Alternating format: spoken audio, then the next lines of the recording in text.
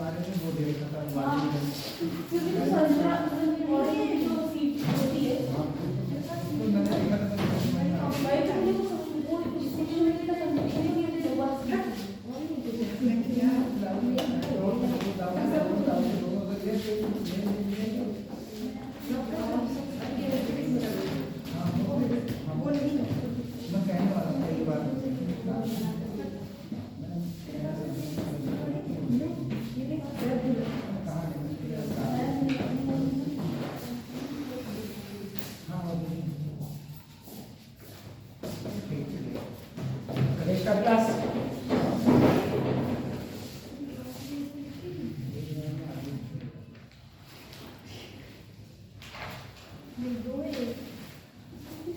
ठीक है।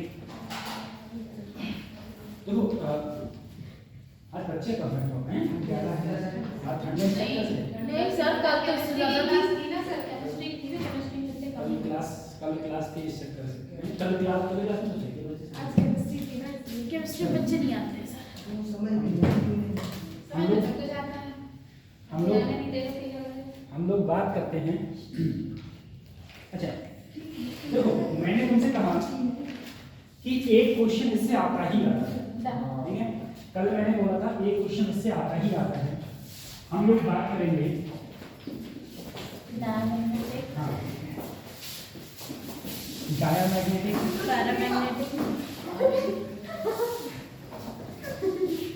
Ferromagnetic ferromagnetic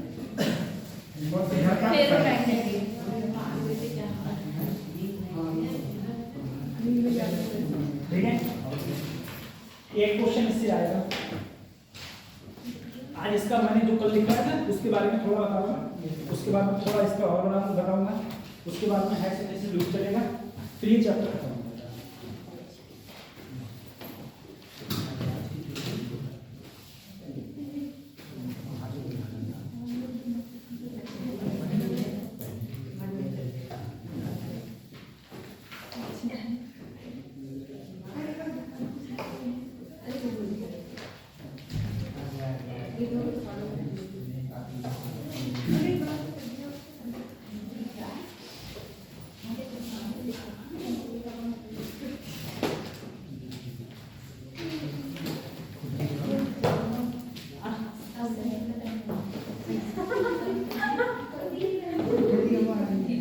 चलो देखो तीन टाइप के थे, एक था हमारा डायमैग्नेटिक, एक था हमारा पैरामैग्नेटिक, एक था हमारा फेरोमैग्नेटिक, ठीक है।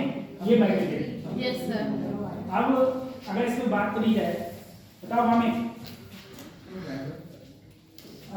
डायमैग्नेटिक क्या होता है? हिंदी बता दो खाली, तो ऐसे ही जो तुम्हारे समझ में आया कल, जो भी तुम्हारे कल समझ में आया डायमैग्नेटिक के बारे में बता दो।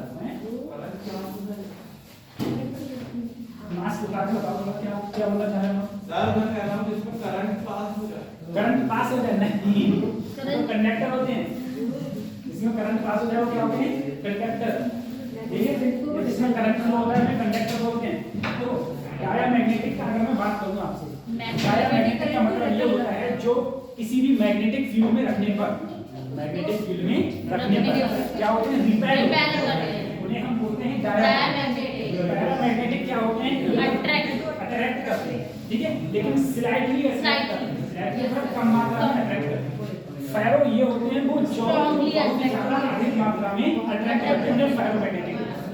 कल मैंने तुम्हें बताया था कि अगर कोई भी मेरे पास डायमैग्नेटिक है, अगर उसमें मैग्नेटिक फील्ड में रखूंगा तो मैग्नेटिक फील्ड इससे पास होना नहीं चाहिए, पास होना नहीं चाहिए। लेकिन अगर कोई भी मैं पैरामैग्नेटिक में कोई भी मटेरियल रखूंगा तो वहां से मैग्नेटिक फील्ड पास होती है। फेरोमैग्नेटिक की बात करूंगा तो फेरोमैग्नेटिक मटेरियल्स में सारी की सारी लाइंस, जितनी लाइंस हैं सारी की सारी लाइंस इससे पास होना चाहिए। इस मटेरियल को हम लोग क्या बोलेंगे? फेरोमैग्नेटिक मटेरियल बोलते हैं, ठीक है। उसके बाद में मैंने एग्जांपल्स कराए थे। सर अगर मैं डायमैग्नेटिक की बात करूं तो जैसे तुम्हारा वाटर हो गया, ठीक है, वाटर जो हम पानी पीते हैं ना वो, उसके बाद में क्या हो गया? क्वार्ट्ज हो गया, गोल्ड हो गया, ठीक है। अल्कोहल हो गया, ये सब हमारे ये एंटीमनी हो गया, ये सब किसके एग्जांपल हैं? ये सब डायमैग्नेटिक के एग्जांपल हैं। ठीक है, इसकी बात करूं मैं पैरामैग्नेटिक की, तो जैसे एल्युमिनियम हो गया, ठीक है, एल्युमिनियम हो गया, मैग्नीज हो गया, या फिर CuSO4, ठीक है, का सॉल्यूशन हो गया, ये सब क्या है? ये सब पैरामैग्नेटिक के एग्जांपल हैं। फेरोमैग्नेटिक में जैसे तुम्हारा आयरन हो गया, ठीक है, कोबाल्ट हो गया, निकेल हो गया, ये सब किसके एग्जांपल हैं?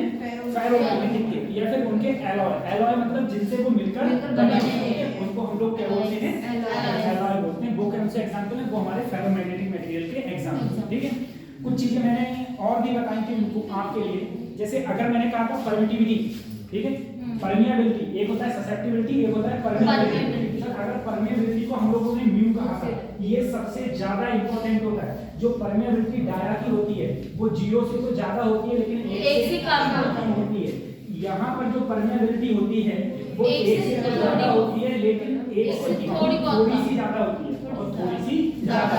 अगर मैं इसकी बात करूंगा तो ये ग्रेटर देन बहुत ज्यादा थी। ठीक है, उसके बाद में हमने ससेप्टिबिलिटी की बात करी थी। ठीक है, ससेप्टिबिलिटी को हम लोग काइएन से डिनोट करते हैं। काइएन माइनस 1 से ज्यादा होती है और 0 से क्या होती है? कम। यानी कि ससेप्टिबिलिटी अगर कभी भी तुम्हारी नेगेटिव है तो समझ जाओ ससेप्टिबिलिटी नेगेटिव किस में होगी? हमारी डायमैग्नेटिक में नेगेटिव होती है।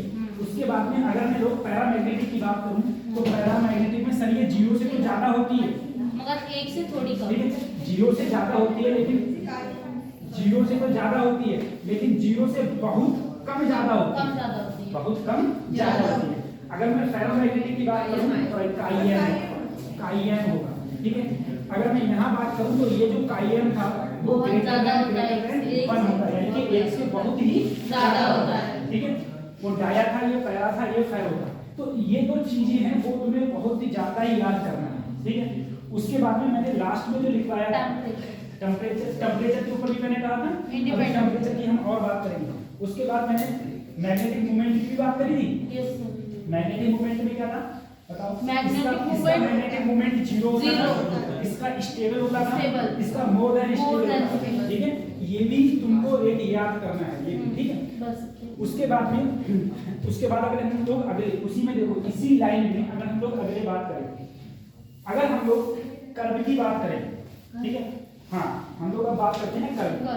ठीक, जैसे अगर I और H के कर्व की बात होगी डाया में, एक तरफ I और एक तरफ H, तो इसका जो कर्व रहता है यानी कि ये स्ट्रेट लाइन तो रहेगा, लेकिन क्या रहेगा? नेगेटिव रहेगा। ठीक है, और अगर मैं पैरा की बात करूं तो पैरा में I और इधर रहता है H, ठीक है, उसका जो कर्व रहेगा वो बिल्कुल सीधा रहेगा। ठीक है, बिल्कुल सीधा रहता है और बिल्कुल स्ट्रेट लाइन रहता है। ठीक, और अगर बात करी जाए किसके रूप की? पैरों में, तो इधर रहता है I, इधर रहता है H। ठीक है, तो पहले ऐसे रहेगा फिर ऐसे हो जाएगा। ठीक, ऐसे फिर ऐसे हो जाएगा। ठीक, ये कर्व भी I और H का कर्व, I और H का कर्व इसमें नीचे की ओर होता है, इसमें ऐसे स्ट्रेट लाइन होता है, इसमें ऐसे कर्व टाइप का होता है, पहले ऐसे होगा फिर जाके इस टाइप से हो जाएगा। ठीक है, ये तीनों कर्व भी बना हुआ। उसके साथ में अगर मैं टेम्परेचर का इफेक्ट देखूं डायमैग्नेटिक में, टेम्परेचर के इफेक्ट की बात करें, देखो तुमको पता है कि अगर मैं इसका टेम्परेचर, ये क्या होता है? ये टेम्परेचर इंडिपेंडेंट होता है, टेम्परेचर इंडिपेंडेंट, यानी कि यहाँ टेम्परेचर चाहे तुम बढ़ाओ चाहे घटाओ, डाया है तो क्या रहेगा? डायमैग्नेटिक ही रहेगा। ठीक है, डाया है तो डाया ही रहेगा। लेकिन अगर मैं पैरा की बात करूं, पैरामैग्नेटिक की, तो मैंने कल लिखवाया था ससेप्टिबिलिटी के इनवर्सली प्रोपोर्शनल होता है। ये ससेप्टिबिलिटी का कैसा रहता है? इनवर्सली प्रोपोर्शनल होता है, यानी कि काइएन इनवर्सली प्रोपोर्शनल कह दो 1/T। यहाँ पर टेम्परेचर जब हम बढ़ाएंगे तो ससेप्टिबिलिटी क्या होगी? कम होगी। और जब ससेप्टिबिलिटी कम होगी तो टेम्परेचर बढ़ेगा। ससेप्टिबिलिटी कम होती है तो मैं कहूंगा ये पैरामैग्नेटिक, क्योंकि जो ससेप्टिबिलिटी होती है, देखो अगर यहाँ पर ससेप्टिबिलिटी जो भी है वो जब कम होगी तो कम होके कहाँ जाएगी? नेगेटिव में, और जब कम होके नेगेटिव में जाएगी तो मैं ये कहूंगा पैरामैग्नेटिक जो भी सब्सटेंस है वो मेरा किस में कन्वर्ट होगा? वो मेरा डायमैग्नेटिक सब्सटेंस में वो कन्वर्ट हो जाता है। ठीक है, अच्छा, इस ला को भी लिख लेना ऐसे करके, चाहे बॉक्स बना लो, ऐसे बॉक्स बना लो और बॉक्स बना के इसमें लिख लेना, ये जो है इसे हम लोग क्यूरीज लॉ बोलते हैं। क्या बोलते हैं? Curies law. ठीक है, क्यूरीज लॉ, क्यूरी का नियम बोलते हैं, इसे क्यूरी का नियम बोला जाता है। ठीक है, ये अगर ग्राफ देखा जाए इसी में, इसका ग्राफ काई एम का और टी का, तो यहाँ पर देखो जो ग्राफ है ना वो इनवर्सली है। अगर इनवर्सली होगा तो एक तरफ काई एम और एक तरफ टेम्परेचर, ठीक है, तो जो ग्राफ बनता है वो इस टाइप से बनेगा। ठीक है, ऐसा कर्व बनेगा, इस टाइप से ऐसा ये कर्व बनता है इसमें। क्यों? क्योंकि सभी देखो टेम्परेचर इंक्रीज होगा तो ये क्या होगी? डिक्रीज होगी। ठीक है, ये भी इंपॉर्टेंट है, पूरा ग्राफ ही इसका इंपॉर्टेंट है। इसे हम लोग क्यूरीज लॉ बोलते हैं और क्यूरीज लॉ में ये बताया जाता है। ठीक है,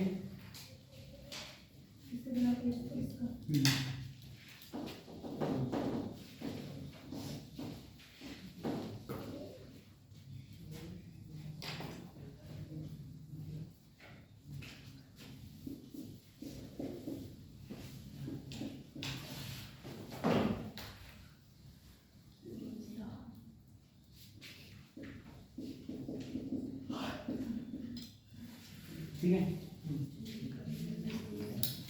ये अगला इसमें भी क्यूरी बाइसिस लॉ है। ठीक है, ये कहता है कि कोई तुम्हारा जो काईएम होगा, इसमें काईएम किसके बराबर था? 1/t के। ठीक है, इसमें जो काईएम बराबर होता है, यहाँ कांस्टेंट होता है, यहाँ होता है t minus T C, t minus T C होता है। जहाँ टी सी होता है बेटा क्यूरी टेम्परेचर, ये होता है क्यूरी टेम्परेचर, ये होता है क्यूरी टेम्परेचर, और सी डैश होता है तुम्हारा कांस्टेंट। तो अगर मैं इसमें काईएम का यानी कि ससेप्टिबिलिटी का और साथ में टेम्परेचर का अगर हम लोग ग्राफ बनाएं, तो जो ग्राफ बनेगा वो इस टाइप से बनता है। और जहां पर ये टर्न होना स्टार्ट हुआ, जहां ये टर्न होना स्टार्ट होता है, ठीक है, टर्न होना स्टार्ट हो जाता है, वहां पर हम लोग बोलते हैं जो टेम्परेचर हो जाता है, जो ये T है वो किसके बराबर हो जाएगा? TC के। यहाँ पर TC के बराबर हो जाता है, TC के बराबर होता है। ठीक है, तो ये ग्राफ भी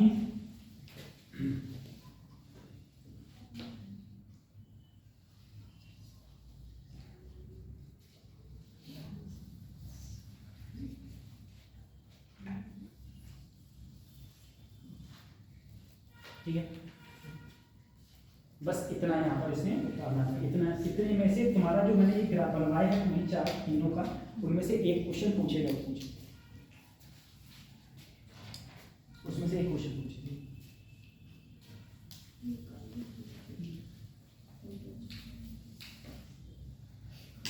बता दिया? ठीक, अब हेडिंग डालो, क्यूरी टेम्परेचर। हाँ, नीचे करते हैं हेडिंग डालो, क्यूरी टेम्परेचर, जिसे हम लोग हाँ अलग से ये खत्म हो गया। क्यूरी टेम्परेचर, क्यूरी टेम्परेचर, ठीक है, क्यूरी टेम्परेचर।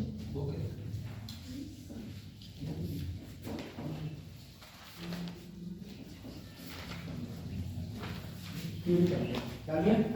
इसमें लिखना, क्यूरी टेम्परेचर में लिखो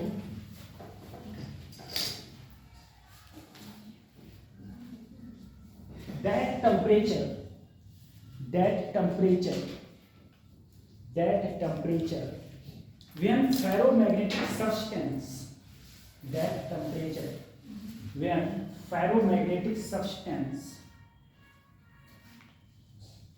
becomes paramagnetic, ferromagnetic substance becomes paramagnetic,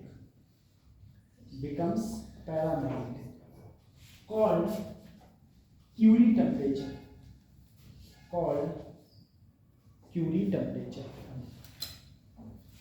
ठीक है, क्यूरी टेम्परेचर लिख लो न्यू लाइन से। हालांकि ये याद नहीं करना है, सिर्फ जानकारी के लिए ऐसे लिख लो।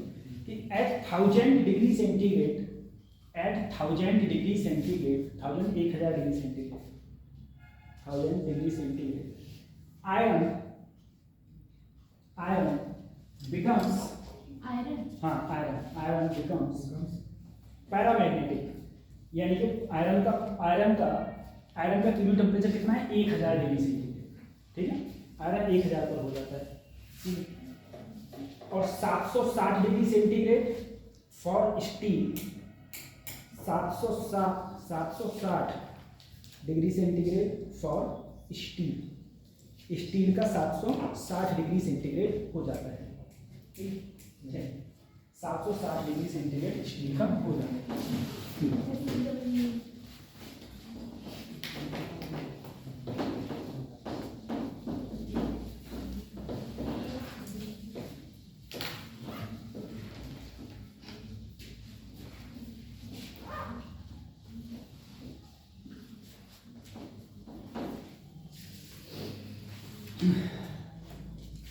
अब देखो, एक तुम चारों बताओगे, ठीक है, तुम चारों बताओ,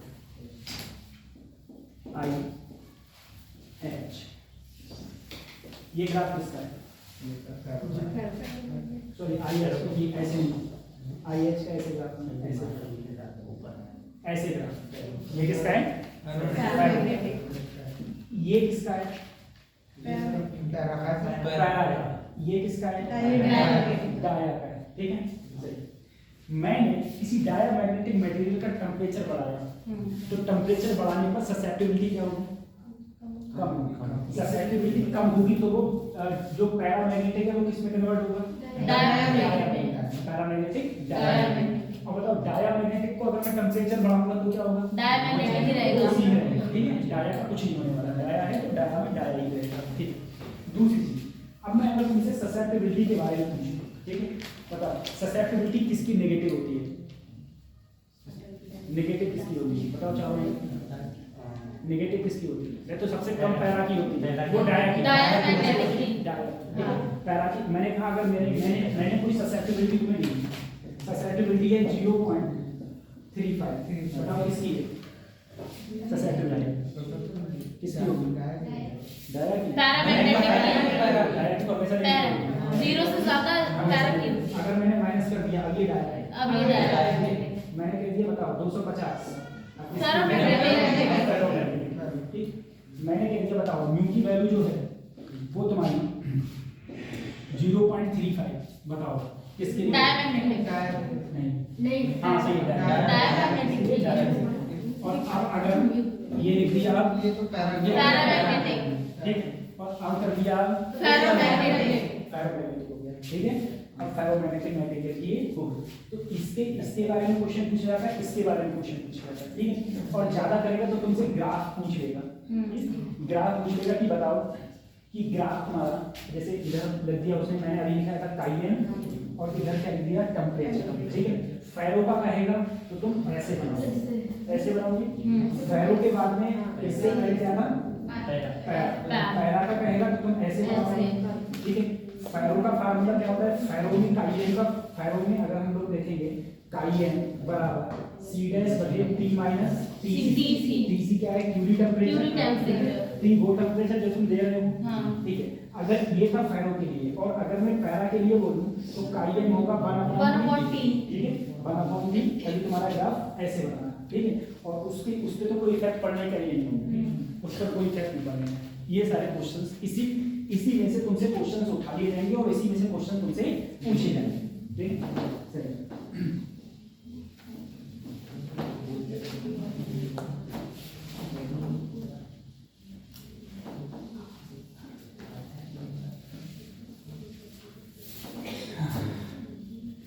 अब हम लोग अगले पर आते हैं, ठीक है।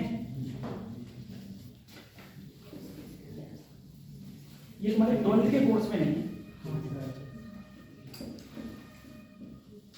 हाइस्ट लिखो, क्या बोलते हैं इसे? हाइस्ट ट्रेसिस लूप, ये वो, ठीक है, हाइस्ट ट्रेसिस लूप क्या है? देखो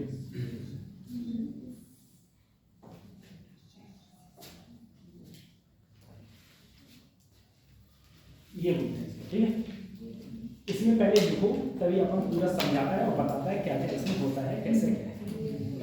लिखना इसमें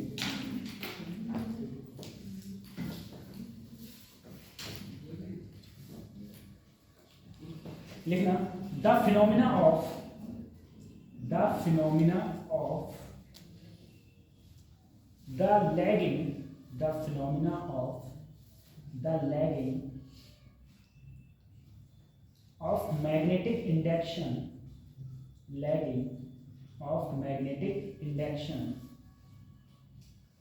behind the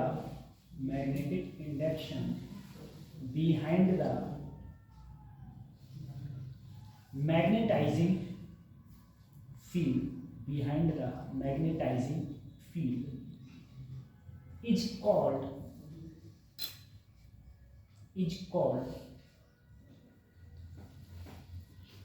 hypothesis.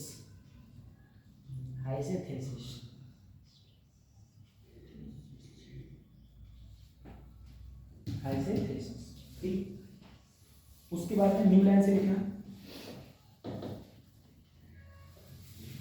the plot of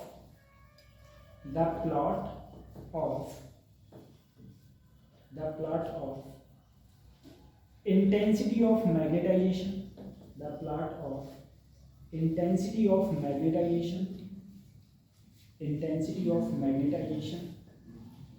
bracket में लिखना capital I of ferromagnetic substance versus magnetic intensity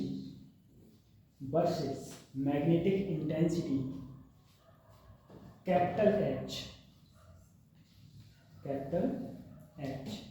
for a complete cycle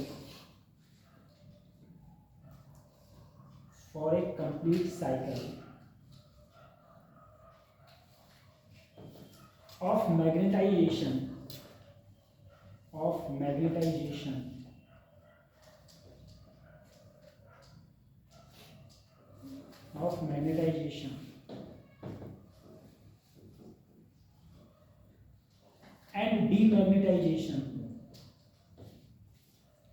and demagnetization is called hypothesis loop.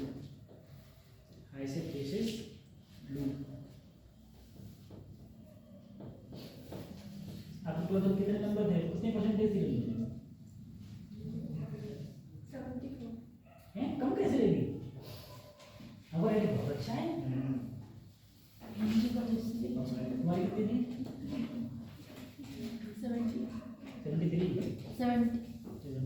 हमको राइटिंग बहुत अच्छा है। यूपी बोर्ड में तो राइटिंग के नंबर मिलते हैं, कहते हैं तभी तो हमारे राइटिंग अगर अच्छा नहीं है आपका तो आपको नंबर मिलने मतलब नंबर क्या होगा ही।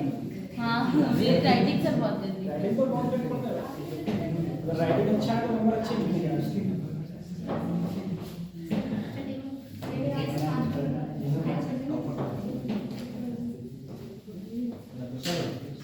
तुमने अपनी कॉपी नहीं खुलवाई? कॉपी खुलवानी कहते हैं तो कहना सर ये इतनी नहीं रहती, जो है वही सही। चलो देखो, हम लोग बात करें, सबसे पहले हम लोग बात कर रहे हैं, मैंने क्या लिया, इसको लूप को समझना, बस एक बात समझ लेना आराम से। सर ऐसा है, मैंने एक ऐसी कुंडली ली ऐसी, ठीक है, इसे क्या बोलते हैं हम लोग? सोलेनोइड। ठीक है, आपको पता है सोलेनोइड करंट ऐसे जा रहा है और ऐसे वापस आ रहा है, सोलेनोइड। अगर इसमें करंट जा रहा है तो ये काम क्या करता है? ये एक प्रकार से आर्टिफिशियल मैग्नेट है ना, जो ह्यूमन बनाता है आर्टिफिशियल मैग्नेट। इसका एक सिरा नॉर्थ होगा, एक सिरा साउथ होगा, सिंपल सी बात हमको पता है। सर इसका मतलब ये है, इससे मैग्नेटिक फील्ड लाइंस नॉर्थ से निकल रही होंगी और साउथ पर पहुंच रही होंगी। अगर हम देखें ऐसे चल रहा है, देखो ऐसे क्लॉकवाइज है, एंटी क्लॉकवाइज? क्लॉकवाइज तो इधर साउथ, तो इधर नॉर्थ, ये बोले ठीक है। अब इसके बीच में मैंने एक फेरोमैग्नेटिक मटेरियल, ध्यान करना, एक फेरोमैग्नेटिक मटेरियल, ठीक। जैसे ही मैंने फेरोमैग्नेटिक मटेरियल रखा तो फेरोमैग्नेटिक मटेरियल से भी तो मैग्नेटिक फील्ड लाइंस पास होगी। भैया इससे यहाँ से ऐसे निकल रही है, ऐसे जा रही है, तो इधर से क्या हो रही है, आ रही है। तो यहाँ पर देखो ये मैग्नेटिक फील्ड लाइंस है, मैग्नेटिक फील्ड लाइंस। अब क्या होगा, जैसे ही मैंने इसमें फेरोमैग्नेटिक मटेरियल रखा, ये भी क्या हो जाएगा, मैग्नेटाइज्ड हो जाएगा। ये क्या हो जाएगा, मैग्नेटाइज्ड। मैग्नेटाइज्ड का मतलब ये है, अगर तुम किसी भी फेरोमैग्नेटिक मटेरियल को किसी मैग्नेटिक फील्ड में रखते हो तो उससे भी मैग्नेटिक फील्ड लाइंस निकलने लगती है, यानी कि वो भी चुंबक की तरह कार्य करने लगता है। अब ऐसा हुआ, बोले सही। अब देखो यहाँ पर जो अभी मैंने लिखवाया है, मैंने कहा है plot the intensity of magnetisation, intensity of magnetization and magnetic intensity.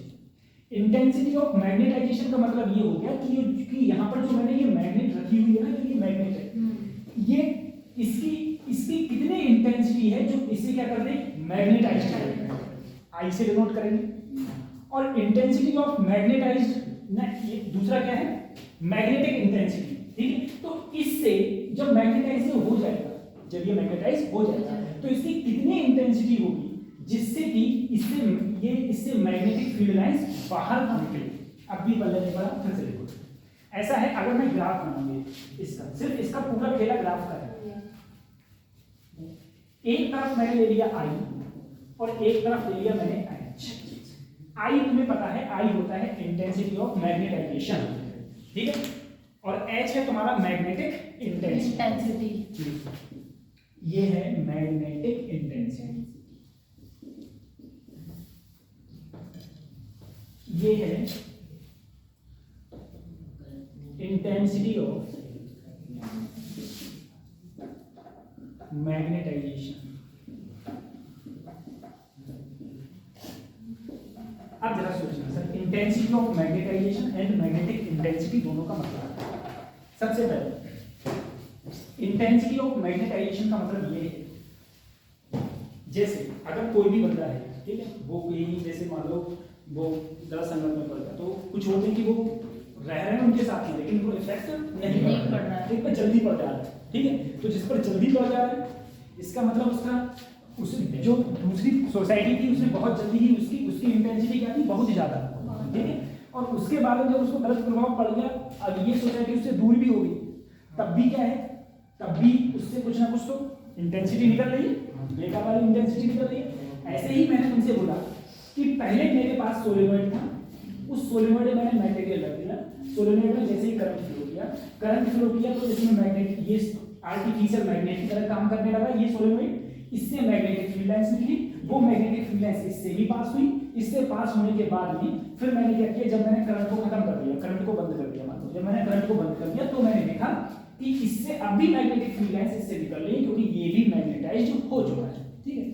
अब सुनो सर, सबसे पहले देखो, अगर मैं इसकी इंटेंसिटी बढ़ाऊंगा, इसकी ये करंट ये कब काम करेगी, ये जो है ये मैग्नेट की तरह कब काम करेगी, जब इसमें करंट फ्लो होगा। जब इसमें करंट फ्लो होगा तो मैंने क्या किया, पहले कुछ नहीं था तो सब कुछ जीरो था, मैंने इसमें करंट बढ़ाया तो इसकी मैग्नेटिक फील्ड बढ़ा, यानी कि इसकी जो इंटेंसिटी है ये भी बढ़ी और धीरे धीरे ये भी चार्ज होने लगा, मतलब ये भी मैग्नेटिक फील्ड में मैग्नेट की तरह काम करने लगा। तो सबसे पहले जो मैंने लूप बनाया, इसके अंदर जो लूप बना वो तुम्हारा कुछ ऐसे करके यहाँ तक गया, बल्कि ऐसे जाता है, फिर ऐसे, ठीक है, फिर ऐसे। अब क्या किया देखो, अब मैंने I भी बढ़ा लिया है और मैंने H भी बढ़ा।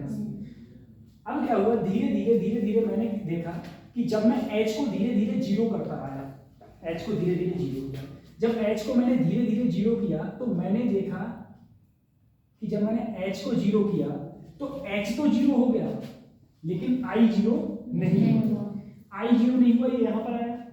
फिर मैंने क्या किया, H को क्या करता रहा, H को नेगेटिव में ले गया, पहले H देखो यहाँ तक पहुंच गया था, फिर मैं H को जीरो लाया लेकिन I जीरो नहीं हुआ।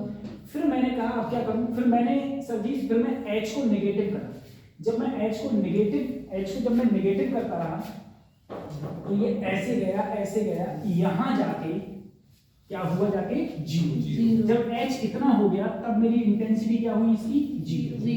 इंटेंसिटी जीरो, ठीक है। उसके बाद में फिर मैं इसे और नीचे ले गया, ऐसे गया, ड्राइंग बनती ठीक से,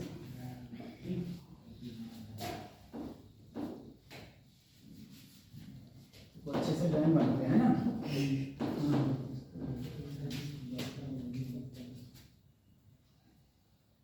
ऐसे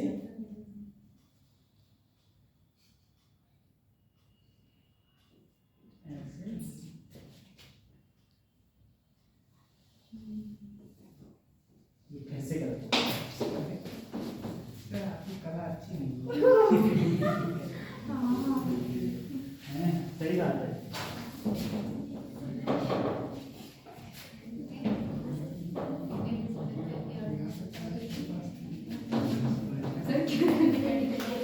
ये बन नहीं पा रहा है यहाँ सर, इसको बुला दो। ऐसे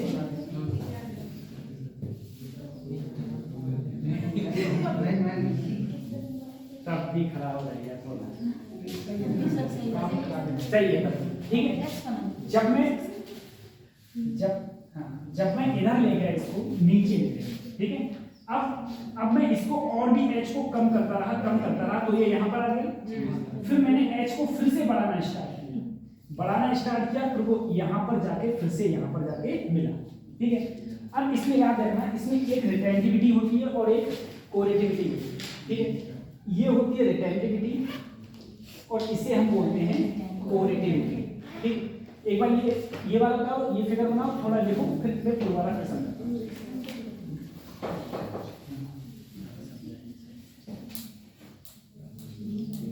नहीं, ऐसा हाई स्कूल में हुआ था, हमारे टाइम में ड्राइंग का एक ही पेपर होता था, मतलब आपके टाइम में एक ही पेपर होता था। तो ड्राइंग में तुम लोगों को पता होगा, यूपी बोर्ड के बच्चे होते हैं, उनके पास ऑप्शन होता है, चाहे तो वो ड्राइंग बनाए, चाहे वो एक होता है ज्योमेट्री आर्ट, वो ज्योमेट्री आर्ट करें, या फिर एक ज्योमेट्री आर्ट का हो गया, एक वो आलेखन का हो गया, ठीक है। तो आलेखन की जगह ज्योमेट्री आर्ट कर सकते हैं। दूसरा ऑप्शन हो गया है कि वो आते हैं, वो पता नहीं लौकी वो आते हैं वो बनाने के लिए, या तो वो बनानी, इसे सेटिंग करना होता है, या फिर प्राकृतिक कला लिखी। हाँ सर, आता है ठीक है। तो मैंने उधर प्राकृतिक कला लिखने का ऑप्शन चूज किया था और इधर मैंने ज्योमेट्री आर्ट का चूज किया था। मुझे पता था कि ये लौकी बैगन पता नहीं क्या क्या आएगा, शिमला मिर्च बनेगी नहीं है, और उसी में मेरे नंबर सबसे कम रह गए। चाय की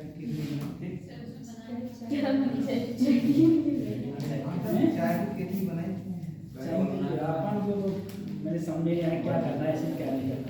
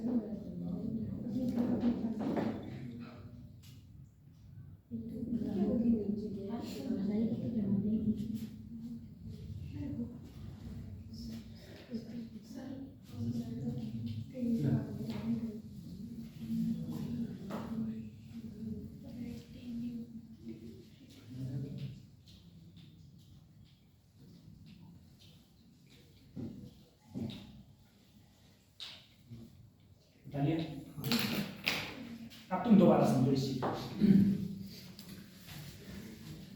देखो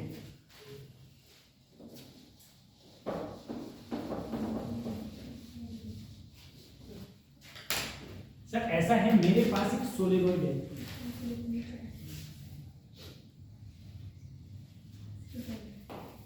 इसमें करंट गया और इसमें करंट आया। आया। अगर मैंने इसके अंदर एक फेरोमैग्नेटिक मटेरियल रख दिया,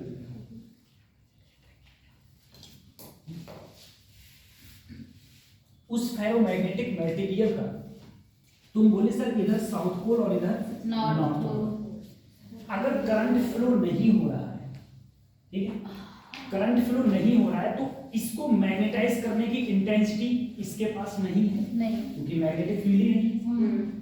और अगर नहीं है तो ये भी मैग्नेटिक नहीं है, नहीं है, तो दोनों क्या है, जीरो। मैंने क्या किया, इसमें करंट देना स्टार्ट किया। जैसे ही मैंने इसमें करंट देना स्टार्ट किया, मैग्नेटिक फील्ड लाइंस यहां से ऐसे निकल रही और यहां पर ऐसे आ रही, ये भी क्या होना होगा स्टार्ट, मैग्नेटाइज्ड होना स्टार्ट हो गया। ये मैग्नेटाइज्ड होना स्टार्ट हो गया। अब क्या होगा, देखो जो मैग्नेटिक इंटेंसिटी है, ठीक है, मैग्नेटिक इंटेंसिटी वो धीरे धीरे ये भी बढ़ी और इंटेंसिटी ऑफ मैग्नेटाइजेशन ये भी बढ़ रहा है, ठीक है। इसकी जो इंटेंसिटी ऑफ मैग्नेटाइजेशन है वो भी बढ़ रहा है और ये भी बढ़ते बढ़ते एक पॉइंट यहां पर पहुंचे। अब मैंने क्या किया, मैंने मैग्नेटिक इंटेंसिटी को कम करना स्टार्ट किया।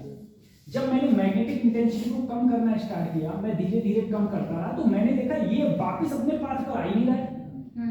वापस अपने पाथ पर ना आके बल्कि यहाँ पर आके जब मैंने h को 0 कर दिया तो ये यहाँ आया। तो यहाँ से लेके यहाँ तक की जो डिस्टेंस है वो क्या कहलाएगी, रिटेंटिविटी कहलाएगी, रिटेंटिविटी। अब मैंने देखा कि सर ये तो यहाँ पर आ गया, h मेरा क्या हो गया, 0। अब मैंने h को और कम करना स्टार्ट किया। h को कम करते करते जब मैं यहाँ पहुंचा और ये ग्राफ मेरा ऐसे आते आते तब मेरा क्या हो गया, ये 0 हो गया। अब ये 0 हुआ, फिर मैंने क्या किया, इसको और कम किया तो मेरा ग्राफ मुझे इस टाइप से मिला, यहाँ तक गया मैं। अब मान लो मैं यहाँ तक गया, यहाँ पर जाके मैंने क्या किया, रोक दिया, h को और ज्यादा नेगेटिव नहीं किया, ठीक है, क्योंकि h नेगेटिव हो गया तो मेरा i भी क्या हो गया, नेगेटिव। अब मैंने क्या किया, इसको फिर से इंक्रीज करना स्टार्ट किया, h को इंक्रीज किया तो मैंने देखा अब ये वापस से यहीं पर पहुंच गया। तो ये भी डिस्टेंस क्या कहलाएगी, रिटेंटिविटी। ये डिस्टेंस क्या थी, कोरिलेटिविटी, ये रिटेंटिविटी। तो मैंने देखा फिर से वापस जब मेरा h 0 हो गया, अब भी कुछ ना कुछ इसमें क्या मिल रही है, रिटेंटिविटी मिल रही है, ठीक है, यहाँ रिटेंटिविटी। उसके बाद में फिर जब मैं ऐसे गया तो फिर से वापस जाके ये यहाँ पर आके मिल गया, ठीक है। ये तुम्हारा हाइपोथेसिस लूप था। अब इस फिगर बनाने के बाद में अब इसमें लिखना the area enclosed by area enclosed का मतलब है जो इसका ये एरिया है पूरा, ठीक है, जो इसका ये एरिया है, area enclosed by the loop, area enclosed by the loop represent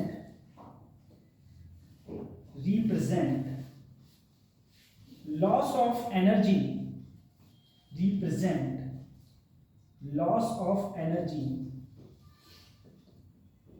during a cycle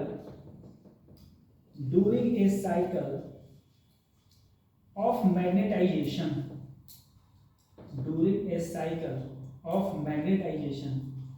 and demagnetization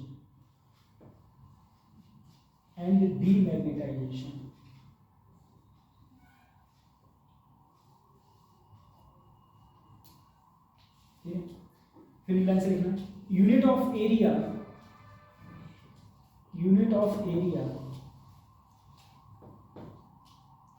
of BH loop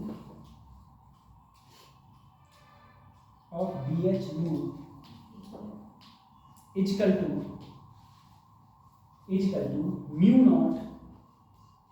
mu naught into unit of area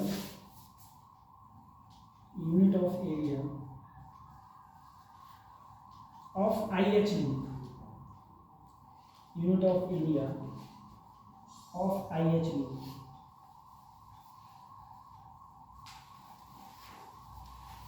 ठीक है, फिर नीला देखना, for soft magnetic material, for soft magnetic material,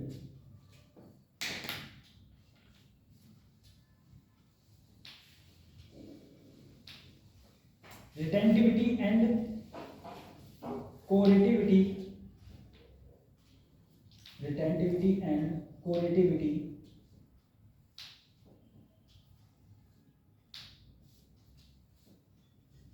are small, are small.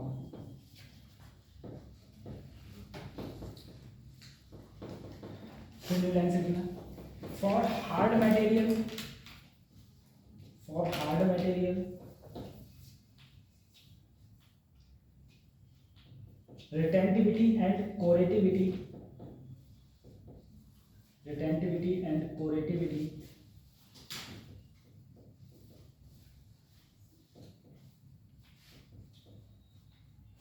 is large, large. ठीक है, अब देखो, बस तुमसे जो क्वेश्चन पूछा जाएगा ये इसी में से पूछा जाएगा, किसकी रिटेंटिविटी कम होती है, किसकी ज्यादा होती है। एक सॉफ्ट आयरन, सॉफ्ट मटेरियल हो गया, और एक हार्ड मटेरियल। हार्ड मटेरियल आता है तो स्टील, सॉफ्ट मटेरियल आता है तो सॉफ्ट आयरन। सॉफ्ट आयरन के हाथ से तोड़ दो, वो थोड़ा सॉफ्ट आयरन होता है ना, तो तुम हाथ से तोड़ दोगे। सॉफ्ट आयरन क्या होता है, सॉफ्ट आयरन, एक हार्ड आयरन तुम्हारी स्टील होगी, ठीक है। सॉफ्ट आयरन का मतलब तुम ये समझ सकते हो, जैसे तुम्हारी कढ़ाइयाँ वढ़ाइयाँ होती है ना, ये क्या होती है, सॉफ्ट ही आयरन है एक प्रकार से, ठीक है। कढ़ाई में होती है इस टाइप की सॉफ्ट आयरन, ठीक है। अब देखो, अगर मैं बनाऊं एक लूप ऐसे बनाया जाए,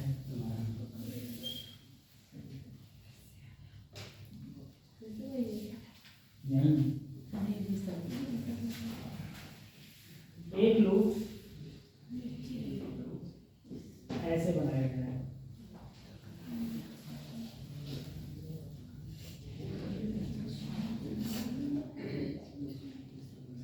बन गया, सही है। ये मेरा इधर का ऊपर हो गया, इधर का कम हो गया, दोनों बराबर होने चाहिए, ठीक है। दो लूप बन गए। ये किसके लिए है, सॉफ्ट आयरन।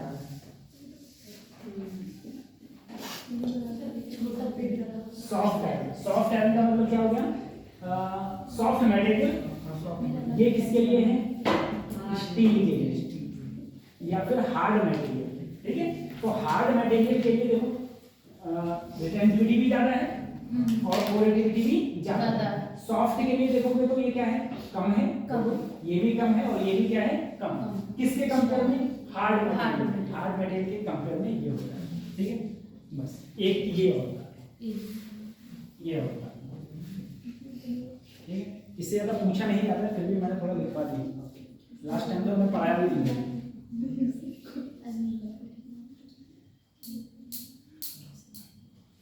आई और एच का ग्राफ है, आई और एच का, intensity of magnetization and magnetic intensity, I और एच का ये ग्राफ है।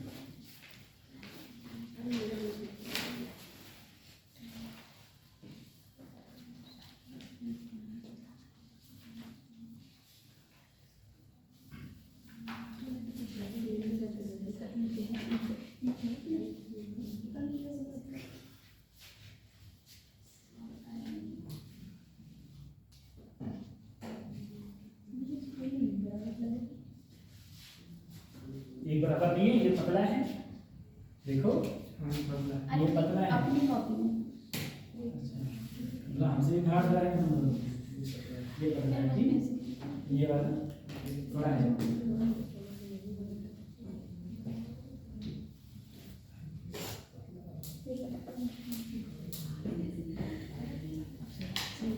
उतार लिया,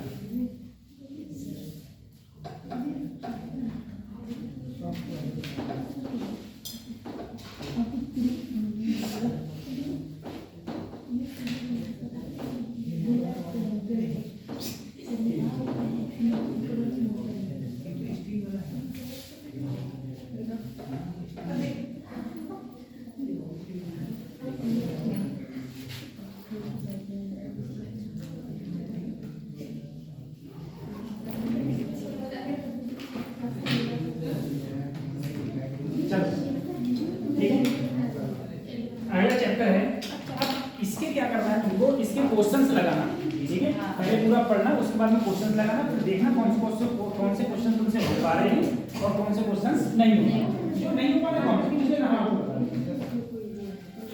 इलेक्ट्रोमैग्नेटिक इंडक्शन, ठीक है, बहुत अच्छा चैप्टर है, ठीक, और इस चैप्टर की गिनती हार्ड चैप्टरों में भी होती है फिजिक्स में, ठीक है, उसके बाद में पूरी फिजिक्स है, ठीक। इलेक्ट्रोमैग्नेटिक इंडक्शन फिजिक्स में, और पूरी फिजिक्स थर्मो मॉडर्न तो बहुत ही सरल है, और सबसे ज्यादा मॉडर्न ही पूछी जाती है।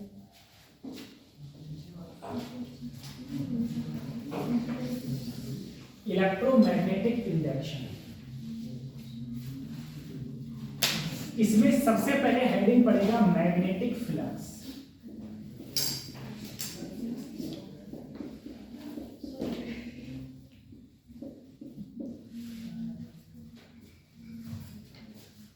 हेडिंग पड़ेगा मैग्नेटिक फ्लक्स। अब देखो, एक होता है इलेक्ट्रिक फ्लक्स, एक होता है मैग्नेटिक फ्लक्स, ठीक है, electric flux, magnetic flux.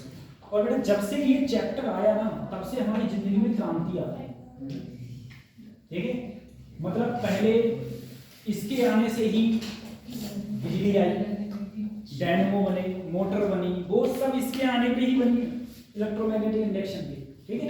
Electromagnetic induction जब पहले नहीं पता था इसके बारे में, तो बहुत जिंदगी नरक में गुजर रही थी हम लोगों की, ठीक है, और आज भी अगर ये हटा दिया जाए तो दिक्कत ही दिक्कत। तो सबसे पहले इसको थोड़ा इस पॉइंट ऑफ व्यू से समझेंगे कि हमारी ये जिंदगी में कितना ज्यादा अहम रोल प्ले करता है, ठीक है, ये हमारी लाइफ में कितना क्या इम्पैक्ट डालता है, ठीक है, इस सब चीजों पे हम लोग इसमें बात करें। अब हम बात करें अगर मैग्नेटिक फ्लक्स की, सबसे पहले इलेक्ट्रिक फ्लक्स को भी समझो और मैग्नेटिक फ्लक्स को भी समझो।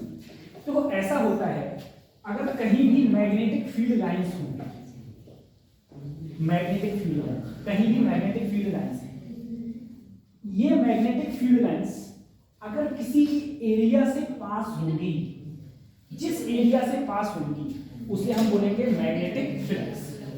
और अगर इलेक्ट्रिक फील्ड लाइंस किसी एरिया से पास होगी तो क्या बोलेंगे, इलेक्ट्रिक फ्लक्स, ठीक है, इलेक्ट्रिक फ्लक्स बोलेंगे। जैसे समझो, जैसे मान लो मेरा ये हाथ है, अगर एक चार्ज प्लेट में यहाँ रख दूं पॉजिटिव, एक नेगेटिव इधर, तो तुम्हें पता है इलेक्ट्रिक फील्ड लाइंस पॉजिटिव से कहां जाती है, नेगेटिव, यानी कि सर ऐसे जा रही होगी। Yes sir. तो मेरी एरिया से, मेरी ये सरफेस से, मेरे हाथ से जितनी भी इलेक्ट्रिक फील्ड लाइंस पास होंगी उसे हम क्या बोलेंगे, इलेक्ट्रिक फ्लक्स, ठीक है। और अगर यहाँ पर मैं एक नॉर्थ पोल रख दूं, एक साउथ पोल रख दूं, तो नॉर्थ पोल से मैग्नेटिक फील्ड लाइंस निकलेंगी और कहां जाएंगी, साउथ पोल। तो जितनी number of magnetic field lines मेरे एक हाथ से पास होंगी उसे हम क्या बोलेंगे, मैग्नेटिक फ्लक्स। तो सर मैग्नेटिक फ्लक्स का जो फार्मूला होता है, d phi इक्वल टू होता है b dot ds, b dot ds, ठीक है, b डॉट ds। फाई क्या है, ये है मैग्नेटिक फ्लक्स, ये है मैग्नेटिक फ्लक्स, b है मैग्नेटिक फील्ड, ds है एरिया, ds क्या हो जाएगा तुम्हारा, एरिया। अगर तुम्हें पता है सर, अगर कभी भी डॉट प्रोडक्ट हटता है तो कुछ ना कुछ एंगल आएगा, जो क्या हो गया, cos थीटा, cos थीटा। जहां पर जो थीटा है एंगल, वो भी कौन सा angle, angle between magnetic field, angle between magnetic field lines and normal to the surface area.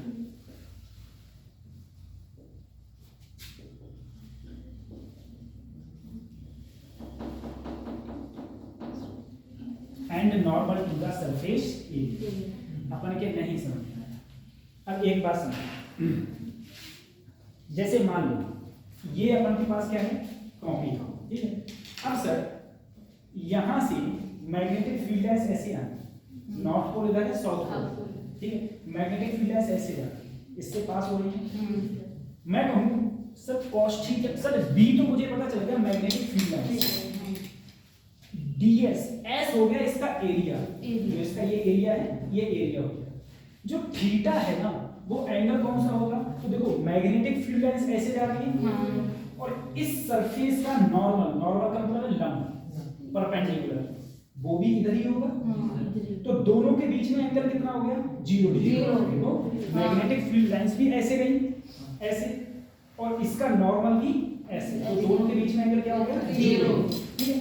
दूसरी चीज समझ, अब जैसे मान लो सर मेरी सरफेस ऐसे रखी हुई है, ऐसे रखी हुई है सरफेस में, मैग्नेटिक फील्ड लाइंस ऐसे जा रही है, मैग्नेटिक फील्ड लाइंस जा रही है। अब कौन सा एंगल होगा? तो मैग्नेटिक फील्ड लाइंस और इसका नॉर्मल ये होगा। ठीक है, देखो ऐसे होगा, तो मैग्नेटिक फील्ड लाइंस सर जी ऐसे गई, ये तो ऐसे गई, इसका नॉर्मल ये होगा। अब दोनों के बीच में ये एंगल आ गया, अब ये एंगल होगा। तो एंगल कौन सा होता है? पहले इस चीज को ध्यान करें हम लोग, जो एंगल होता है, जो एंगल होता है वो एंगल होता है बी, और जो इसका एरिया है और जो इस एरिया का नॉर्मल होगा, एरिया का नॉर्मल उसका एंगल होता है। ठीक है, तो ये कहलाता है b dot D S into cos theta, ये होता है डी फाइव बी। ठीक है, डी फाइव बी होता है। अब जरा समझिए, मैंने तुमसे कहा मान लो मेरे पास में कोई ऐसी सरफेस है, ये मेरे पास सरफेस है। ठीक है, इस सरफेस का मतलब है ऐसे सरफेस रखी हुई है। ठीक है, ऐसे सरफेस, मैग्नेटिक फील्ड लाइंस ऐसे पास हो रही है। बताओ इससे गुजरने वाला फ्लक्स कितना होगा?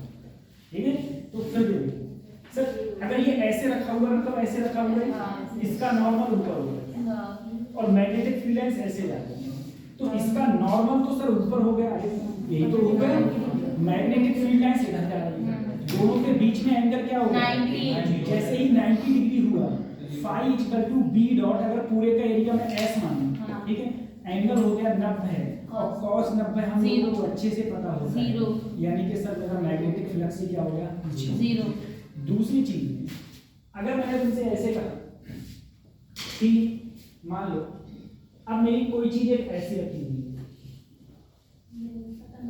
ठीक है, मैग्नेटिक फील्ड लाइंस ऐसे जा रही है,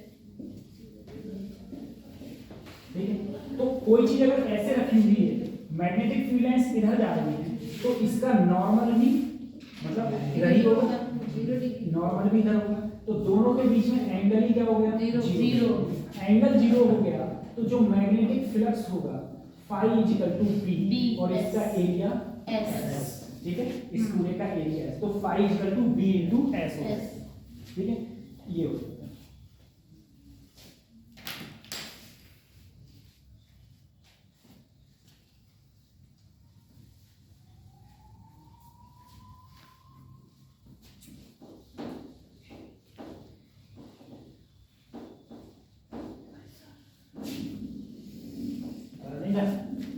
क्या ये तो पुराना है।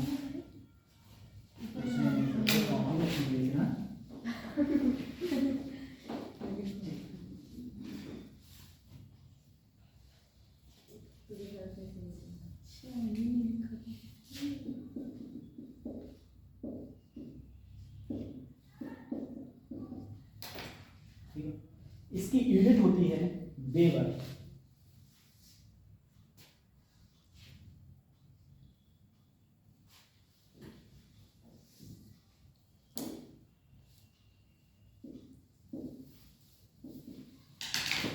इसकी यूनिट होती है वेबर, और एक वेबर होता है 1 टेस्ला मीटर स्क्वायर या फिर 1 न्यूटन मीटर पर एम्पियर। ठीक है, इसकी फ्लक्स की इसकी यूनिट है ये फ्लक्स। फ्लक्स ध्यान फ्लक्स, अगर कहीं पर वेबर की जगह डब्ल्यू भी लिखा हो तब भी वेबर ही है। ठीक है, वेबर फ्लक्स की यूनिट होती है। फ्लक्स कौन सा फ्लक्स? Magnetic flux. मैग्नेटिक फ्लक्स की यूनिट होती है वेबर, तो 1 weber equal to 1 tesla metre square. ठीक है, उसके साथ में क्या होता है 1 newton metre per ampere. 1 newton metre per ampere जो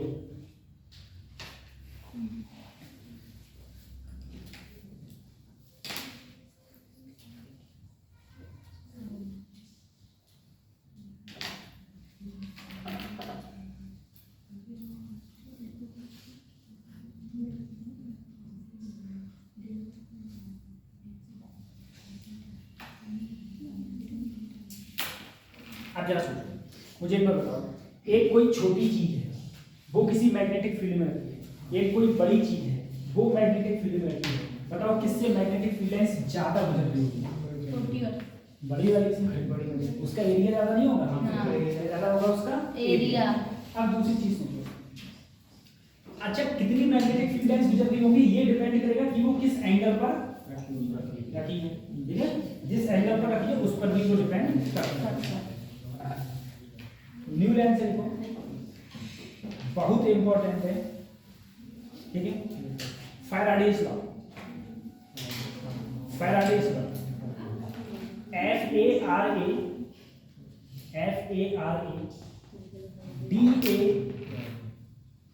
FARADA by Faraday's law,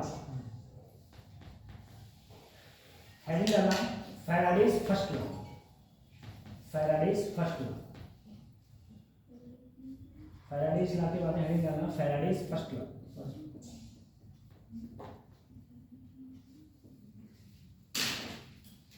इसमें लिखना whenever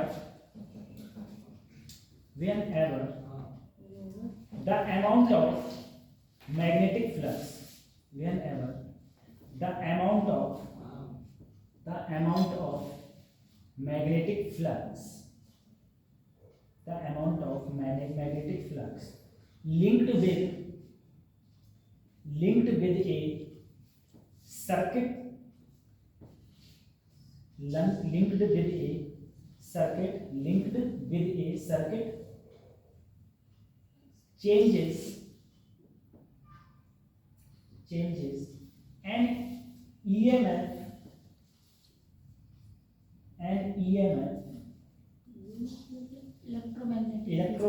electromotive force and EMF is induced in the circuit, ठीक है? अब देखो ये क्या कह रहा है, ये वाला चीज ये कह रही है, ये कह रहा है कि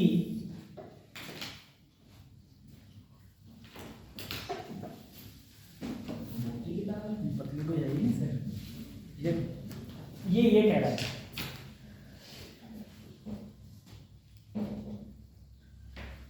है कि देखो अभी ऐसा है, मैंने कहा इधर नॉर्थ मान लो इधर साउथ मान लो, ठीक है? जब ये ऐसे आया तो फ्लक्स कितना होगा? 0। जब ये ऐसे जब अभी आया तो अधिकतम मैक्सिमम, क्योंकि एंगल 0 हो गया। अगर ये ऐसे घूमे, ठीक है?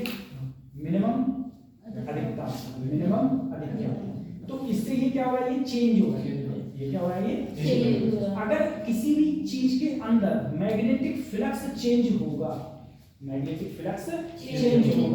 तो उसमें अपने आप से एक ईएमएफ प्रोड्यूस हो जाता है। ईएमएफ का मतलब हो गया इलेक्ट्रोमोटिव फोर्स, ठीक है?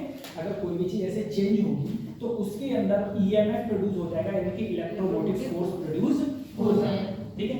ये कहा गया फर्स्ट लॉ। अब देखो Faraday's second law, Faraday's second law, इसमें लिखना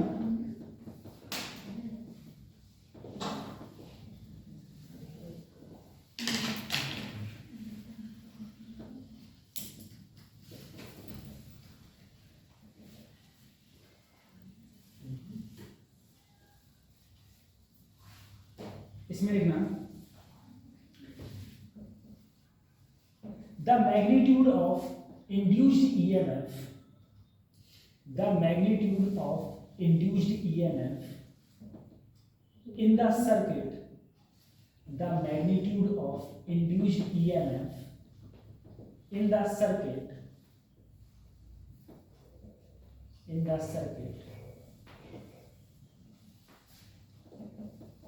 is equal to, in the circuit is equal to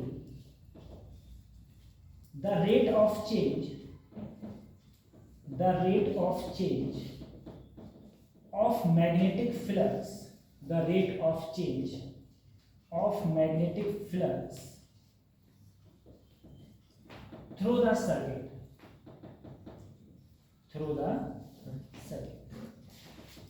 ठीक है।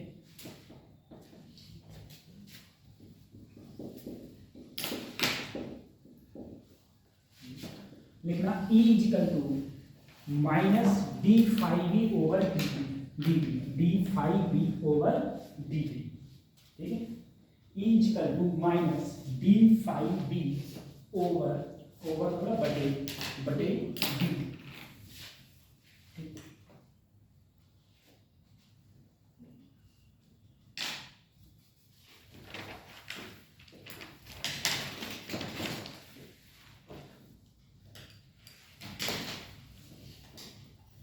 ठीक है।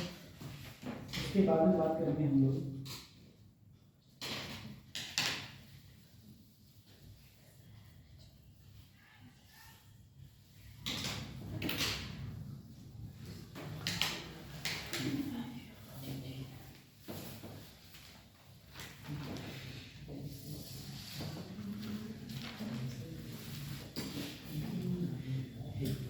देखो,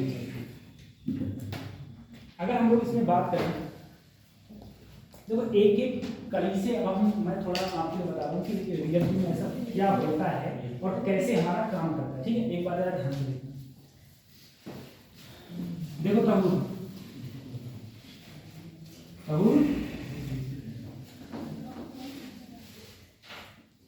तो तहुर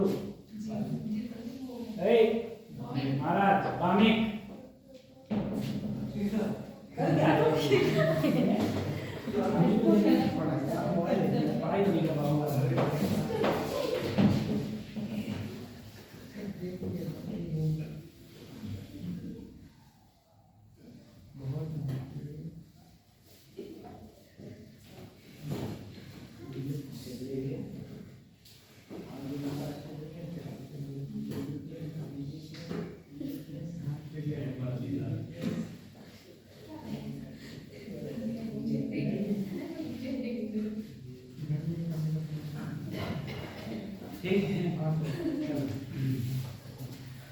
देखो ऐसा है, अब हम लोग एक एक चीज की बात करते हैं। देखो सबसे पहले कैसे क्या सिस्टम हो रहा है और कैसे क्या चीज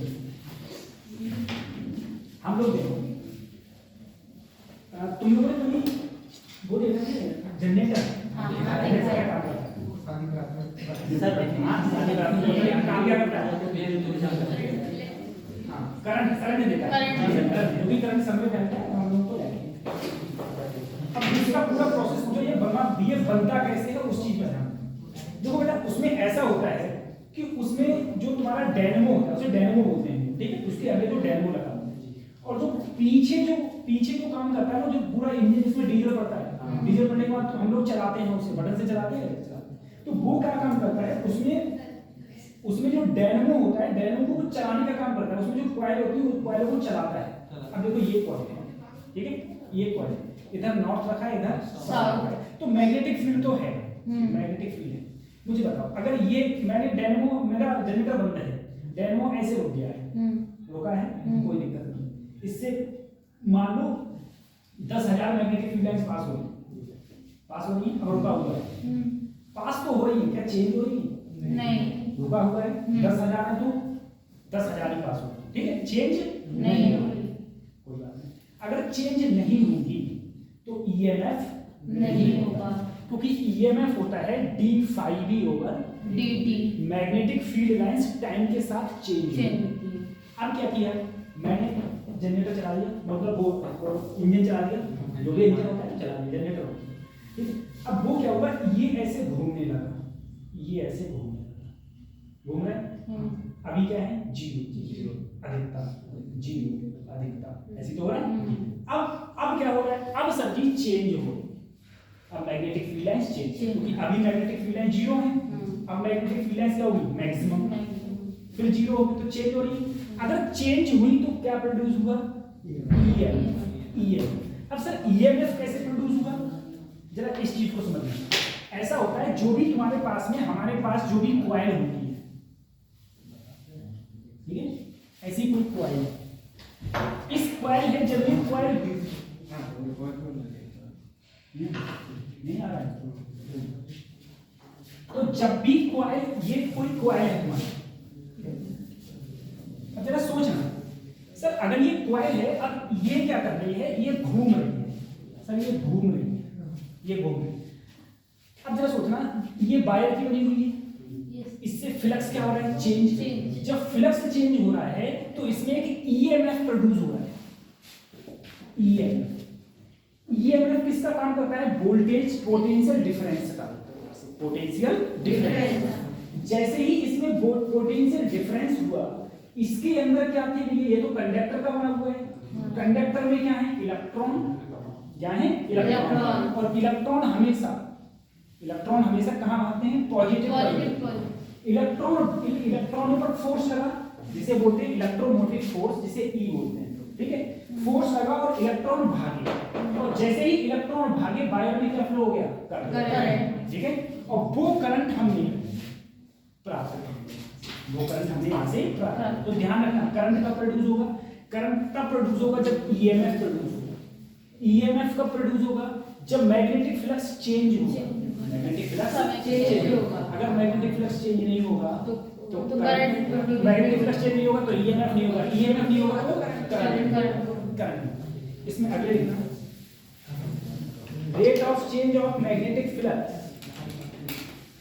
rate of change of magnetic flux, rate of change of magnetic flux.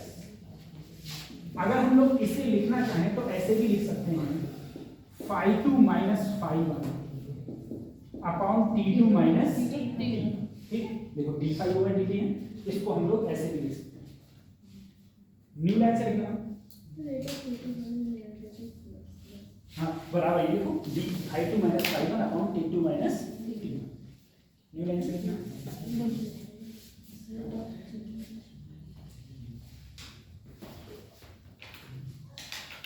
For N loop,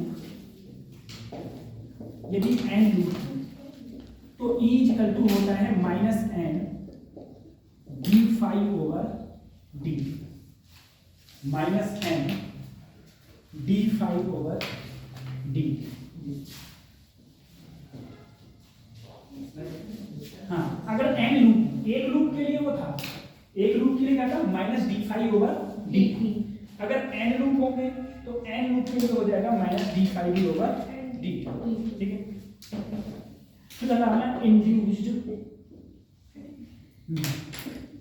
current, induced current.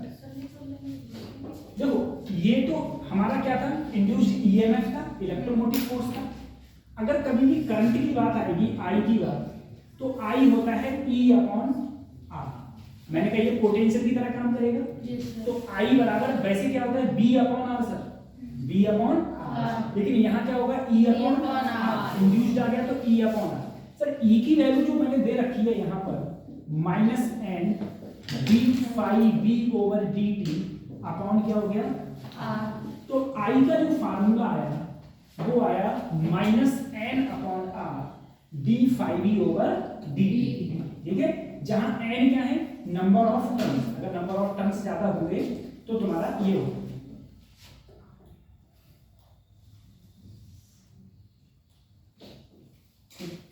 Induced current के बाद में इंड्यूस्ड चार्ज,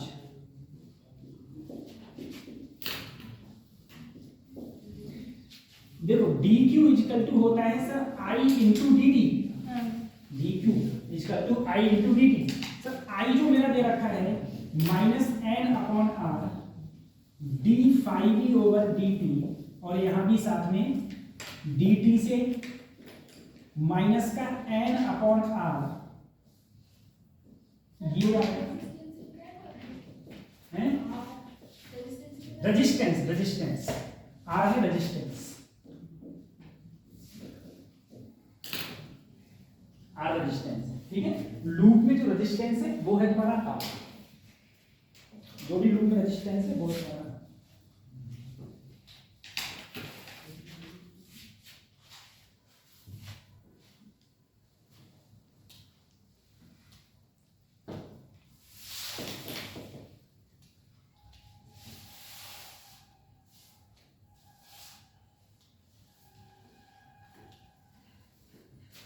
बता दिया।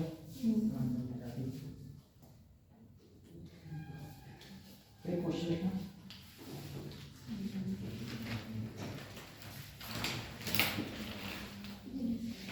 The magnetic flux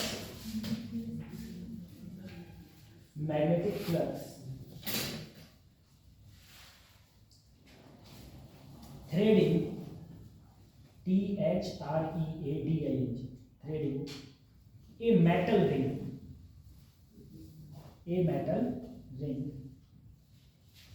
vary with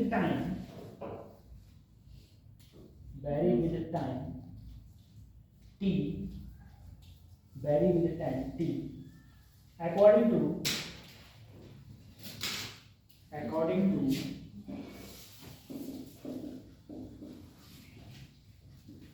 380q minus bt square 380q minus bt square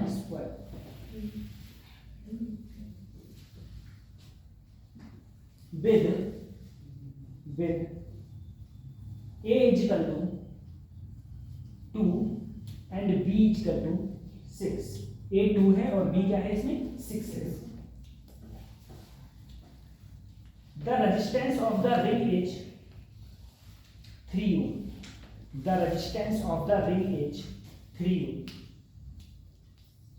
3 ohm determine the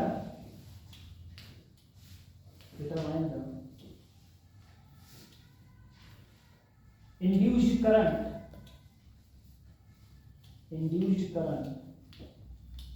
in the ring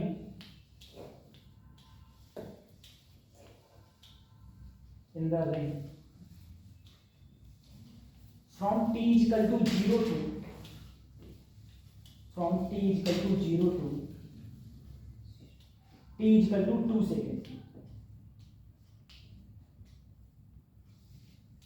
t is equal to 0 to t is equal to बच गया ये बताओ ठीक अब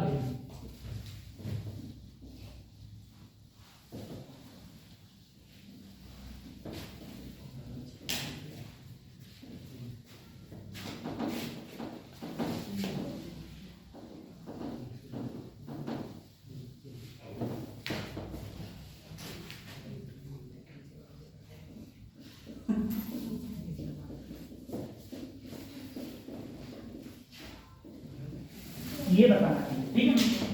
सबसे पहले मैं क्या करूं सर यहां पर मुझे निकालना है d5 ओवर क्यों ये क्यों निकालना है क्योंकि मुझे क्या निकालना है करंट मैं जानता हूं I इक्वल टू होता है -m d5 over dt into उसके लिए पहले क्या निकालूं d5 ओवर dt अगर मैं d5 ओवर dt निकालूं तो 3 मेरा ऐसे ही अगर देखो मैं टाइम के रिस्पेक्ट में डिफरेंशिएशन करता हूं तो डिफरेंशिएशन पहले सोचना कैसे होता है 3 कहां आएगा आगे तो यहां क्या हो जाएगा 3at स्क्वायर ठीक है माइनस ऐसे ही 2 आएगा आगे तो हो जाएगा 2bt ये हो गया। अब अगर मैं करंट के लिए करंट में रखूं I equal to number of turns तो एक ही है यस सर तो ये एक है R की वैल्यू 3 है सही है सर d5 ओवर dt तो d5 ओवर dt देखो 3 को मैं बाहर ले आऊं मुझे ये ऐसे रहने तो देखो 3at square minus 2bt a की वैल्यू दी हां लेकिन a और b की वैल्यू दी है और टाइम भी दिया है हां ठीक है तो 3 से 3 कैंसिल 3 से 3 अब अगर मैं हां अब देखो I ऐसे ही a की वैल्यू कितनी दी है 2 यहाँ पर t स्क्वायर b की वैल्यू 6 इंटू t तो 3 दूनी 6t स्क्वायर 6 दूनी 12 अब तुम देखो कहाँ से कहाँ तक किया है मैंने सबसे पहले t इक्वल टू 0 अगर t इक्वल टू 0 कहूंगा तो मेरा करंट भी क्या आ जाएगा 0 उसके बाद में t इक्वल टू 2 से तो 2 दूनी 4 6 चौक 24 और यहाँ पर 12 दूनी 24 तब भी करंट क्या 0 तब भी करंट 0 आ रहा है, हाँ। ठीक है। तो इसमें फिर करंट फ्लो मैक्सिमम किस टाइम पर होगा? इसका मतलब ये है पहले करंट इसका इंक्रीज हो रहा है, उसके बाद में करंट इसका डिक्रीज हो रहा है। पहले करंट इसका इंक्रीज होगा, फिर करंट इसका डिक्रीज होगा, फिर ये ऐसे नहीं होगा। फिर पहले तो मुझे d5 होगा dt करना पड़ेगा इस बार। चलो ठीक है, देखो ये i मेरा आ गया यहीं पर, i जो आया 3at² और ये आया 2bt। अब तुम क्या निकालो? सबसे पहले di ओवर dt, 3 दूनी 6at और यहाँ पर बचेगा सिर्फ 2। अगर मैं di ओवर dt को 0 करूँ, इसको अगर मैं इसको 0 करूंगा तो यहाँ पर आएगा 6at - 2। अगर ये उधर जाएगा तो t की वैल्यू आएगी 2b/6, यानी कि जो मेरी t की वैल्यू आई वो आई b/3। इतने टाइम पर, इस समय इतने टाइम पर जो तुम्हारा करंट होगा ना वो क्या होगा? मैक्सिमम। ये मैक्सिमम की कंडीशन होती है कि di ओवर dt को 0 करो, 0 करने के बाद में जो समय आएगा उस समय पर करंट क्या होगा? मैक्सिमम। ठीक है, तो यहाँ पर तुम्हारा करंट मैक्सिमम होगा। अगर यहाँ करंट मैक्सिमम होगा तो मैं ये वैल्यू जब यहाँ उठा के रखूँ इस वाली इक्वेशन में, यहाँ पर अगर यहाँ पर रखूंगा तो वहां पर मुझे करंट क्या मिलेगा? मैक्सिमम। 3 ये a ऐसे ही, t का जब स्क्वायर करेंगे तो ये आएगा b²/9a²। 2b ऐसे ही, यहाँ पर होगा b/3, ये तो हो जाएगा 8a से, तो यहाँ बचेगा b²/v, कौन सा b? वो भी b²/3। देखो 3 से ये कटेगा और यहाँ पर बचेगा 2b²/3, ये बचेगा। अब देखो अगर मैं इसमें से ये कम करूंगा, ठीक है, दोनों सेम है, तो माइनस का b²/3। अब b की वैल्यू कितनी थी सर मेरी? 2। b की वैल्यू 6 थी, अच्छा, तो 6 6 36 और इसकी वैल्यू क्या थी? 2। तो कितना आया? 6 एम्पियर, वो भी किसका? माइनस। ये मैक्सिमम करंट रहेगा, ठीक है। अधिकतम करंट 0 से 2 के बीच में इतना रहेगा। सर आई मैक्सिमम के बाद क्या लगाते हैं आप? आई मैक्सिमम का यहाँ पर t निकाल दिया, t उठा के इसमें रख दिया मैंने। अच्छा, जब t उठा के इस देखो t स्क्वायर की जगह क्या रखा? देखो b²/9a²। ऐसे ही मैंने यहाँ रखा t की जगह पर, तो 2b/3। इस टाइप से क्वेश्चन किया जाता है।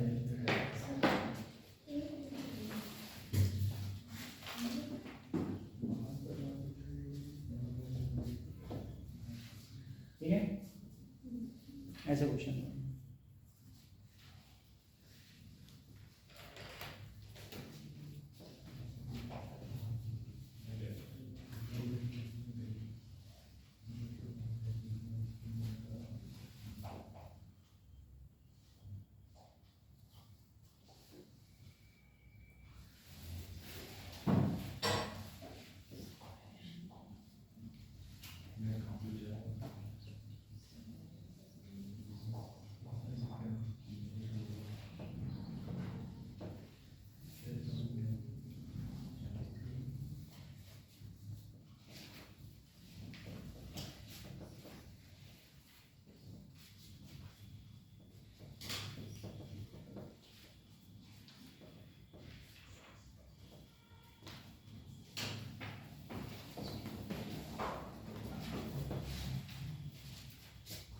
जो पिछले वाला चैप्टर कराया है उसके क्वेश्चंस करना, ठीक है।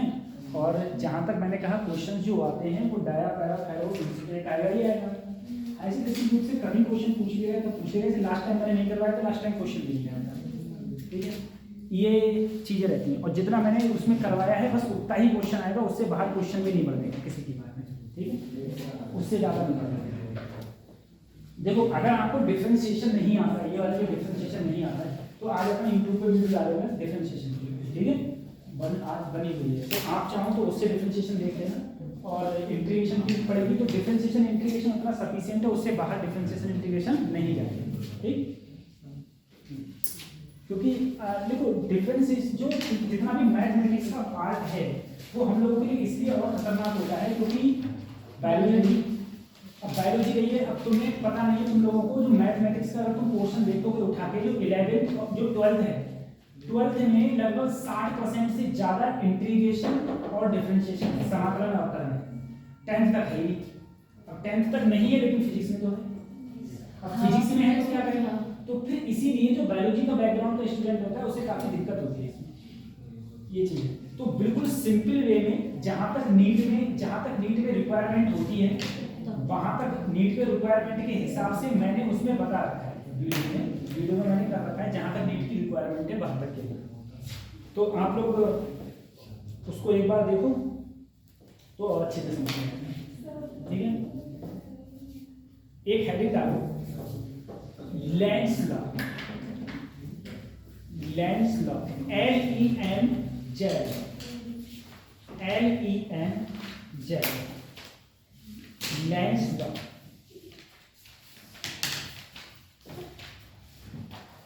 लेंस लॉ, ठीक है। देखो ये आज का लेक्चर इसका इतना वो नहीं है इफेक्टिव, कल का लेक्चर बहुत इफेक्टिव होगा, क्योंकि अगर कल का लेक्चर गायब हुआ तो समझ लो पूरा चैप्टर गायब होगा, ठीक। और मैंने तुमसे पहले भी बोल दिया ये फिजिक्स का एक हार्ड चैप्टर में से एक आता है। 11th में अगर तुम देखोगे तो रोटेशन में चलेगा, ठीक है, 11वीं में चलेगा रोटेशन पे, रोटेशन वाला चैप्टर भी क्या है हार्ड। यहाँ पर अगर जाओगे तो यहाँ पर जो ये है इलेक्ट्रोमैग्नेटिक इंडक्शन, ठीक है, ये चैप्टर हार्ड है। इस चैप्टर के बाद में जितने भी चैप्टर आएंगे वो कि सारे के सारे सरल हैं, कुछ नहीं ज्यादा याद करने की जरूरत उनमें नहीं, सही है। ये रैंपार्ट मेहनत कर रहे हो, पढ़ते हो, कितने बजे पढ़ते हो? हाँ शाम को 8 बजे तक, 8 बजे से कितने बजे तक? 10-11 बजे तक। फिर दिन में कितने बजे पढ़ते हो? सुबह 4 बजे उठ जाते हो? सुबह 4 बजे उठ जाते हो? 4 बजे कैसे उठ जाते हो भाई? फिर 4 बजे उठते हो, फिर कितने बजे? 6 बजे तक पढ़ते हो हैं? फिर दुकान पर कहाँ पर कोई कहाँ दुकानदार है? किधर दुकान है? तो इस समय बीच में छुट्टी दे देते हैं वो हैं? अच्छा तुम्हारी छुट्टी हो गई, यहाँ के बाद डायरेक्ट घर जाओगे, डायरेक्ट घर जाओगे।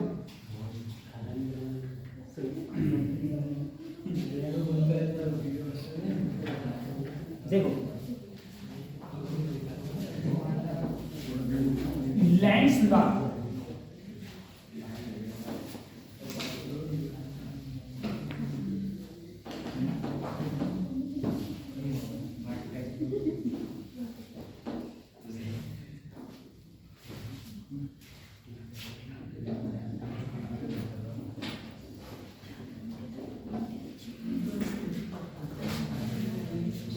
लेंस लॉ ने ये कहा, मैं तुमसे बोला हूँ लेंस लॉ क्या होता है ना, प्रेजेंट टाइम की जो सिचुएशन है उसके हिसाब से बहुत अच्छा मैनेज करता है। कैसे?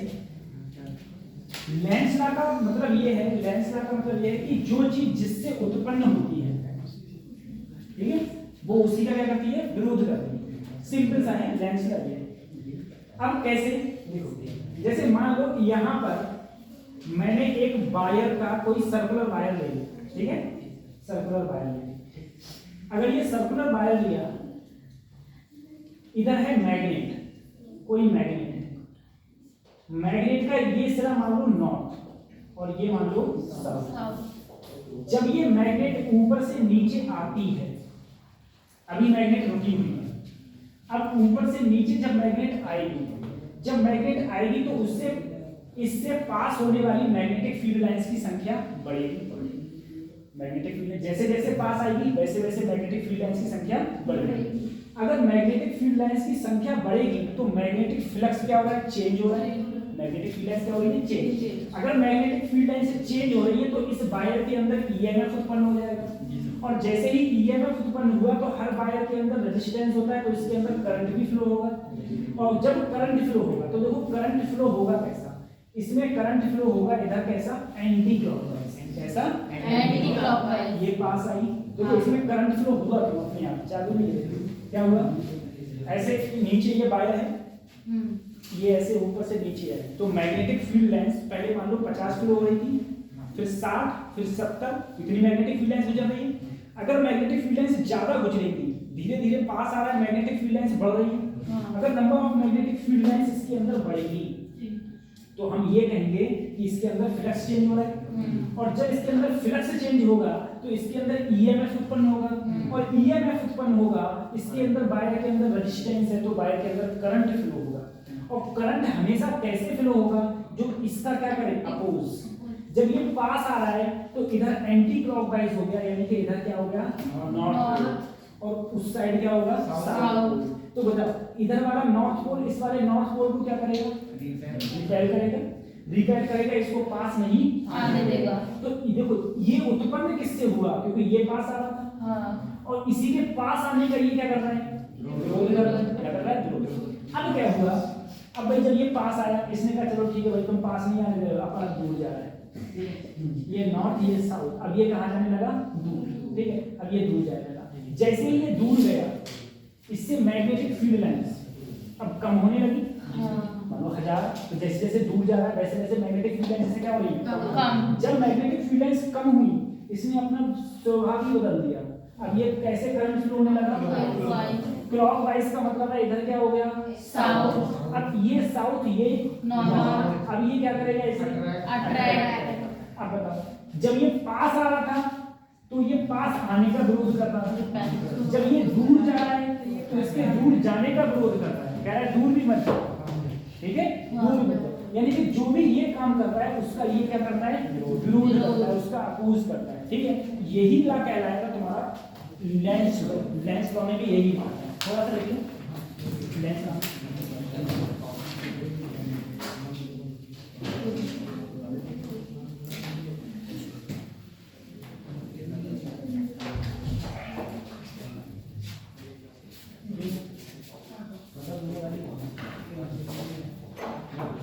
लेंस लॉ में लिखना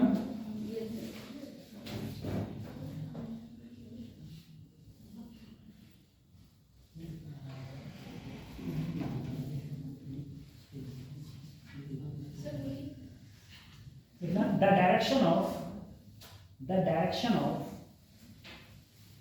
any magnetic induction, the direction of any magnetic induction, the direction of any magnetic induction, effect is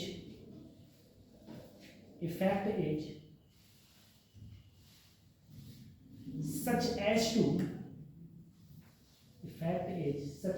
to oppose the cause of effect,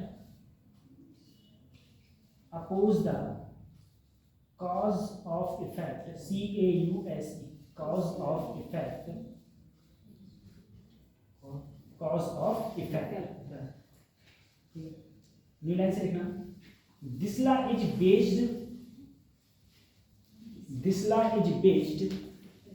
upon the conservation of energy, is based upon the conservation of energy. हाँ, ये भी conservation of energy पे ही इसका depend है, ठीक है, conservation of energy, ठीक है। तो ये कंजर्वेशन ऑफ एनर्जी पर डिपेंड करता है। और एक तो सबसे पहले देखो, ये तुम लोगों को कल जाके जाना है मेडिकल वैल्यू, और जिन लोगों की किताब नहीं है वो मुझे बताएं, ये मैं दोबारा ग्रुप में सेंड कर दूंगा, ठीक है, बता देना है सबकी किताब नहीं है तो हम सेंड कर दूंगा, ठीक है। तो उसकी किताब पे जाना, उसका जो पेज नंबर जो मैंने पिछली बार लगाया है उसका खोलना, उस पे जाने के बाद में सॉल्व करके देखना, सॉल्व करने के बाद उसके नीचे सॉल्यूशन भी होंगे, अगर सॉल्यूशन देखना तभी समझ लेंगे ना, तो आप अपन से पूछना, अपन आपको बता देंगे, ठीक है, बता देंगे, अपन सॉल्व करके कॉपी में सॉल्व करके कॉपी में तुरंत बता देंगे, और तभी समझ में नहीं है तब अपन क्लास में आके उनको बता देगा कि ये कैसे कैसे क्वेश्चन करना। लेकिन जब तक आप, मैंने पहली बात बोली ना कि जब तक आप लोग क्वेश्चन नहीं करोगे तब तक करने का कोई फायदा नहीं होगा, ठीक है, ये सारी चीजें।